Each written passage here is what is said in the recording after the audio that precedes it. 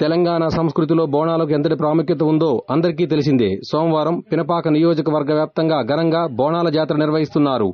తెలంగాణ ప్రజలు భక్తి శ్రద్ధలతో, విశ్వాసాలతో బోనాల ప్రతీకగా నిలుస్తాయని తెలియజేశారు. బోనం అంటే భోజనమని, అమ్మవారికి భోజనం పెట్టడమే బోనాలని పెద్దలు తెలుపుతున్నారు. పినపాకలో అనాదిగా ఈ వేడుకలను అట్టహాసంగా నిర్వహిస్తున్నారు. వర్షాకాలంలో రోగాలు రాకూడదని కోరుతూ అమ్మవారికి నైవేద్యాన్ని సమర్పిస్తున్నారు.